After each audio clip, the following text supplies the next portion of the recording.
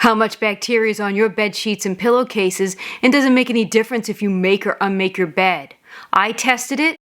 Let's find out. In November of 2025, I released a video in which I was testing how much bacteria is on bath towels. From that video, there was a lot of comments and a lot of suggestions. And one suggestion that hundreds of people asked me to do was to test bed sheets and pillowcases. So that's what we're going to tackle today. Now, this is the kind of test that has a lot of different variables. Should I test allowing my sheets to air out? Should I test making my bed temperature, the humidity? But I will do my best to outline everything I do and the variables in this test. In order to see how much bacteria is on the sheets and pillowcases, what I'm going to do is take a Petri dish similar to this guy here.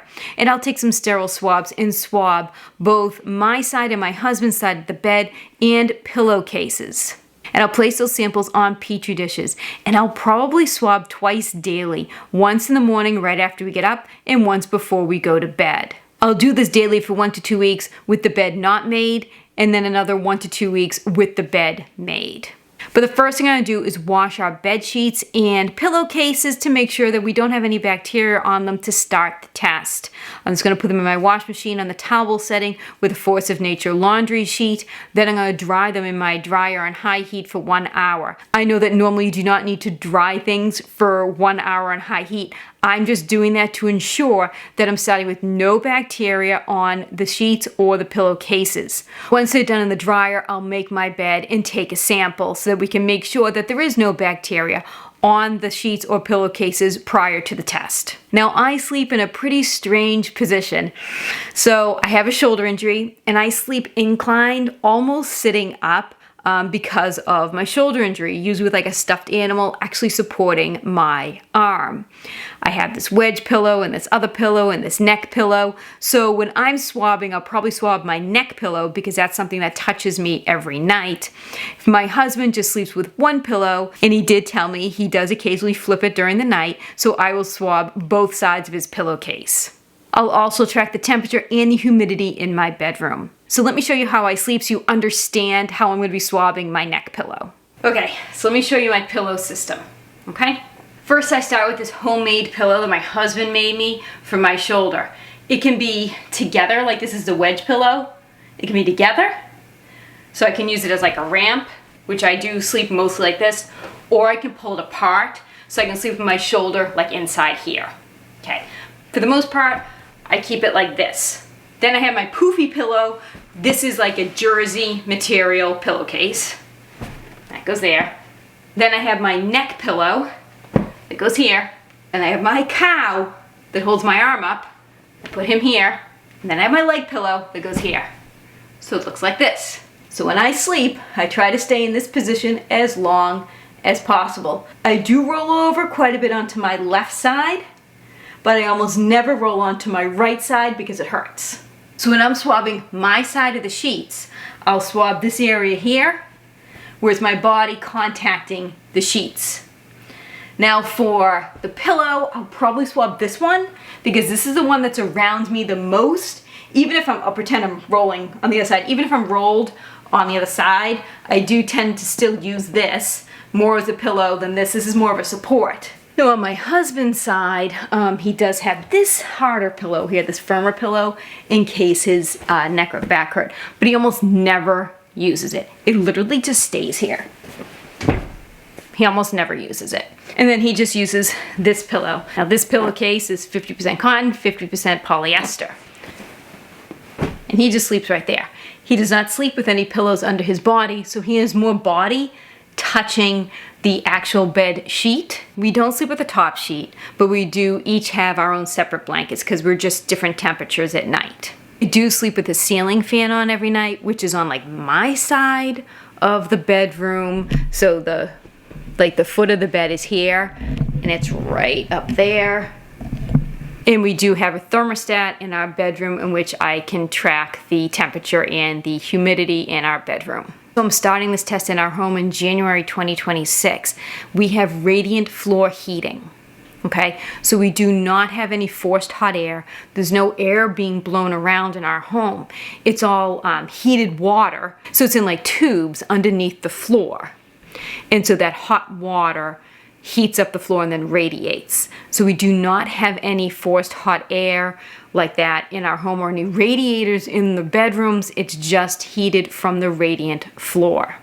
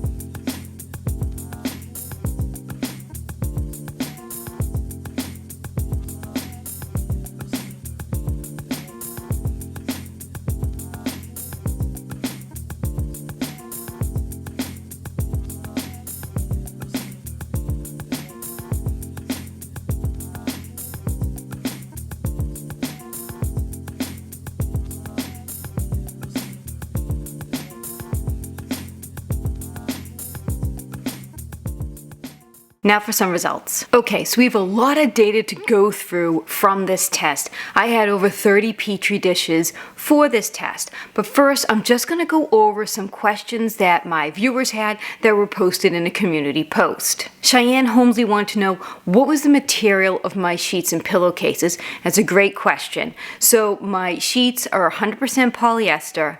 The right side pillowcase is 50-50 blend cotton and polyester. And the left side pillow, we don't know because it's so old, there is no tag.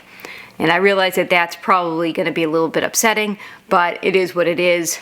For this first video, this is what we've got. True43 asked, when do you shower? My husband and I both shower at night. I use Dove sensitive soap. He uses Ivory soap. We do not use any antibacterial soaps. Scream to a Sigh asked, what type of mattress do you have? So I looked up where we got the mattress. We actually got it from BJ's Wholesale Club a few years ago. It is a Sealy Posturepedic Stamen Medium King mattress. And when you look at the description of like how they describe the mattress, it says it is layers of Sealy Cool Air gel foam paired with fabric encased coils. So it is fabric encased coils with some cool gel in there. I don't know exactly the layering of the mattress, but that's what it is. Nastro PC had two questions that are basically the same. One was, how fast does it take to get measurable amounts of bacteria on bed sheets? And the second question, how many days is there no bacteria on sheets? Give you a little spoiler here. It's 1 day. 1 day, and you'll see the results in just a minute. Justin Oak asked, does temperature or humidity in your room matter?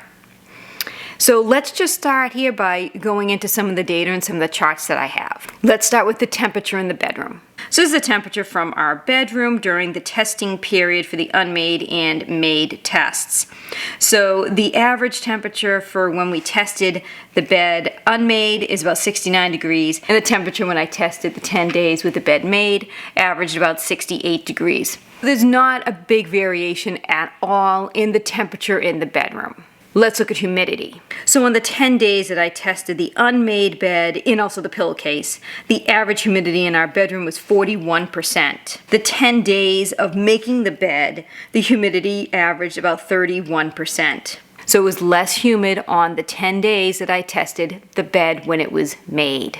So since I have 30 days of Petri dishes, I'm not going to show you each individual Petri dish. We'd be here all day, although I will have all of that data available to my Patreon members. So Patreons, you're going to be able to see every single Petri dish from this test. First, let me show you the baseline, how much bacteria was on the sheets before we even laid on them at night. So coming out of the dryer and making the bed. So you can see the pillow, the sheets when we did unmade, the sheets when we did made.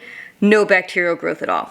So we're starting with a baseline of no bacteria on the sheets or pillowcases prior to sleeping on them. So let's look at after day 1. So my husband and I slept on the bed. I swabbed in the morning, and then I swabbed in the evening. So that's what's considered day 1. So for the pillow in the morning, my husband's pillow, his is J. I also going to refer to that as the right side of the bed and the pillow. Definitely had bacteria on it already, and my pillow did not. By the evening, his pillow had decreased to just a few colonies, but mine increased. You can see a lot of bacteria there. And I see this kind of variation throughout all of the testing. It's actually kind of interesting. So I'm going to have this all charted out for you in just a second, but just briefly I'll show you the quick images of the pillow bacteria Petri dishes so you can just get a quick visual. Again, these will be available in more detail to my Patreon members. So you can see in the pillow that is labeled J, so that's my husband's pillow on the right side of the bed, there's almost always bacteria on the pillow. It does vary in amounts. Again, I had the exact counts. Then on my pillow, the left side, L, my initial, I definitely have bacteria, but it's not the same amount of bacteria that he has. Let's look at some of the Petri dishes from the testing I did on the sheets when we did not make the bed. So the unmade bed.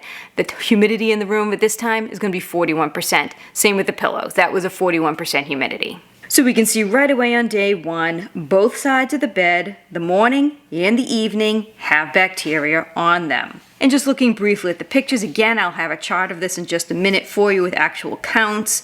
You can see every day there is bacteria. Some days we're increasing from morning to night, some days we're decreasing from morning to night, and I will show you all that on a chart in just a second. I just wanted you to get a visual of what the Petri dishes look like. The last set of Petri dishes that we'll look at briefly are the sheets when we made the bed. Right away we can see that there is bacteria on both my side and my husband's side of the sheets starting at day 1. We can even see in the evening of my side there's definitely a mold or a fungus growing there. So right now the only difference that we have when it comes to swabbing the sheets for the unmade and the made bed is the humidity in the room. We still showered in the evening and the temperature in the room was fairly stable. So we can see there was less bacterial growth when the humidity in the room was at 31%. Let's have a look at the rest of the Petri dishes just to give you a quick glance. So again, for the made bed, every single day we're seeing some bacteria in the morning and in the evening.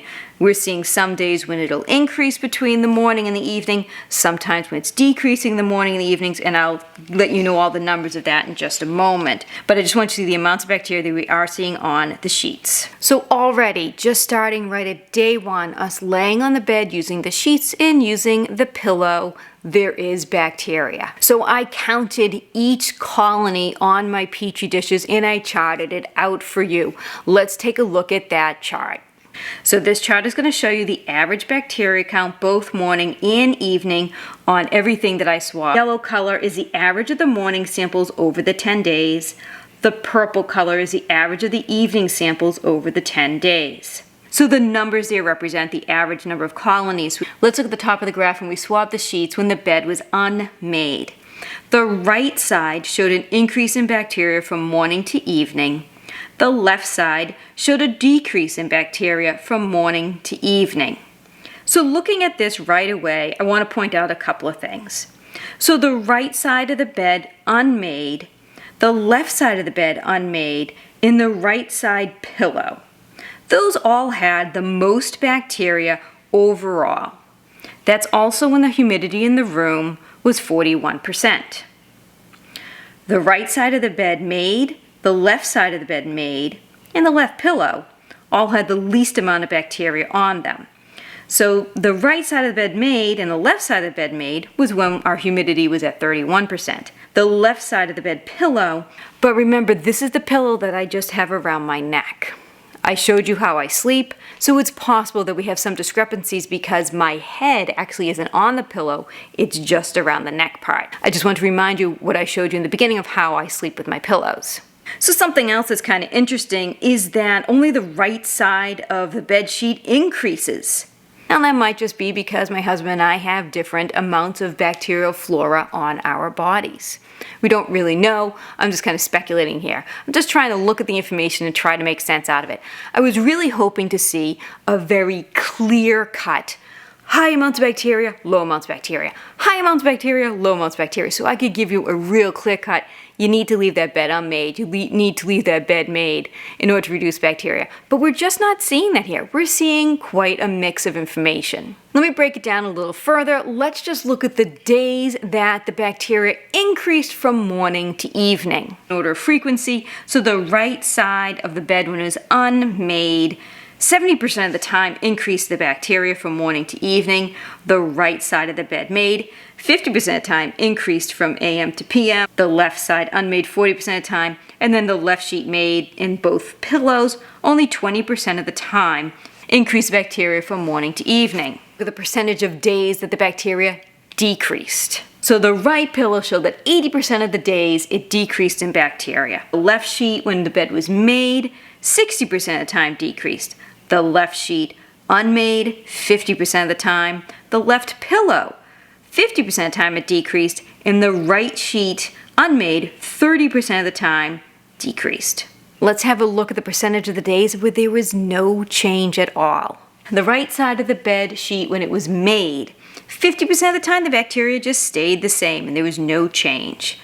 The left side of the bed pillow, 30% of the time it stayed the same. The left side of the bed sheet when it was made, 20% of the time stayed the same. Now I know those aren't super standout results, but I want you to see the percentages of times where we have things increasing and decreasing and staying the same. There is quite a variety there.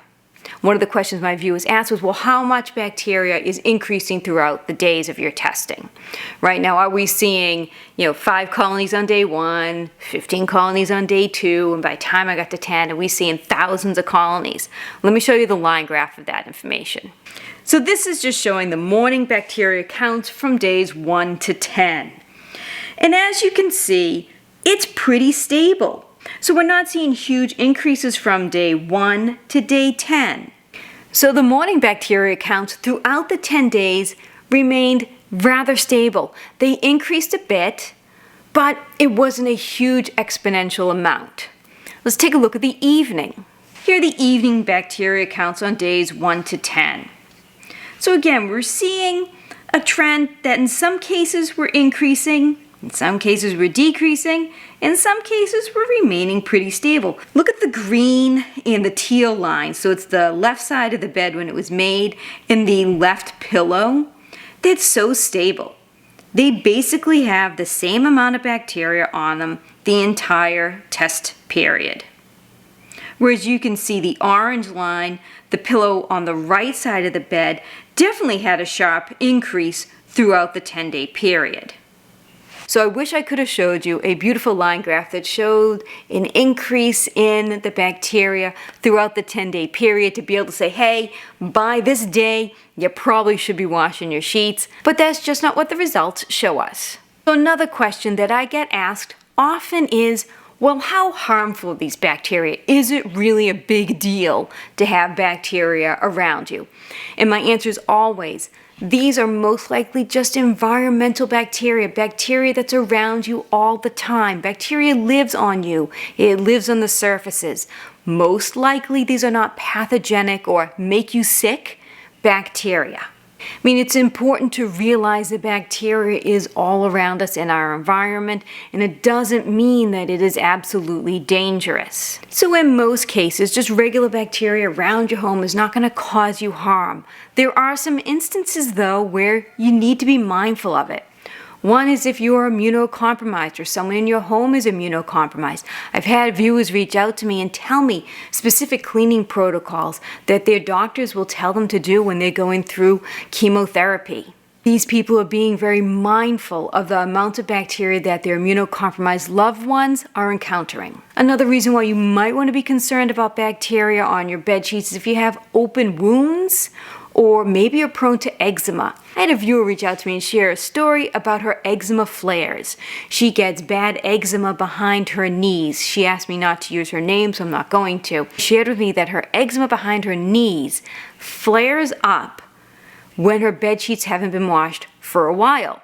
So it's possible that in her case, the bacteria on her bed sheets gets to a point where it starts to irritate and bother her sensitive skin. I'm sure my viewers are wondering, well then how often should I be washing my sheets?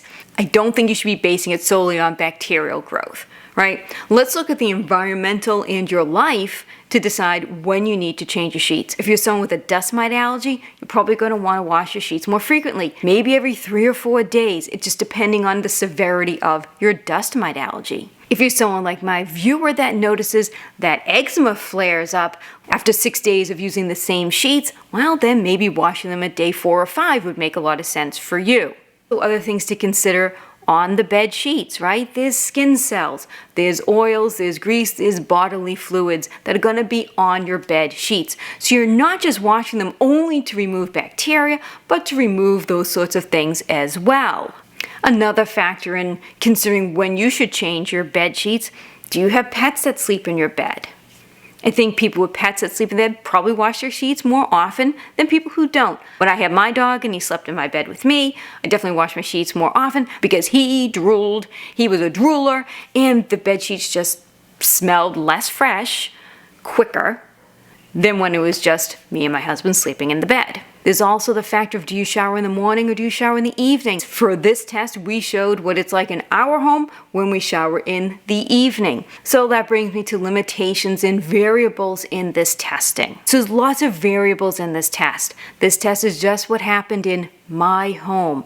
I gave you the temperature, I gave you the humidity, I gave you the material of my sheets, I told you when we showered. Those variables can change though per person. We have the human factors. Different people shed different amounts of bacteria. People sweat at different rates. Showering before bed or showering in the morning. Pets sleeping in the bed, illnesses, or skin conditions. So human factors. Then there's the environmental variables for the room. There's the bedroom temperature, humidity, air circulation, dust in the room, seasonal changes. So those are variables as well. And then there's sampling variables, right? For this, I sampled the pillowcase to get the head and then where the torso is. One of my viewers had said, hey, what if you tested where your head is, where your armpit is, where your torso is? That's another variable that we can test. So there's lots of different variables to this test. But overall, I think the take-home message is this. There's going to be environmental bacteria on your sheets. We saw it at day 1. The level of bacteria that you're comfortable on your sheets is going to be up to you. I think changing your sheets every 1 to 2 weeks, if you have similar parameters to what I outlined in this test, will probably be just fine for you. But again, it really does depend. This is something that's highly individual. I acknowledge this test was not perfect. I acknowledge that this test has a lot of variables. I acknowledge that I could have tested some different things. So put in the comment section different variables that you would like to see tested. So I'm curious to see what my viewers think about the information and also how often that you guys change your sheets. If there is something that you would like me to test, do me a favor and put it in that comment section and I will add it to my viewer suggestion list. Guys, I have over 4,000 suggestions and they're all so unique and so interesting. Some of them are product-based, where you test this product. Some of them are more home-based, like this. Can you do a longer study on XYZ? And remember, my Patreon members, you're going to be able to see all the Petri dishes in detail on our page. If you're interested in joining that community, it's just $5 a month. I hope you enjoyed this video. Take care, have yourselves a great day.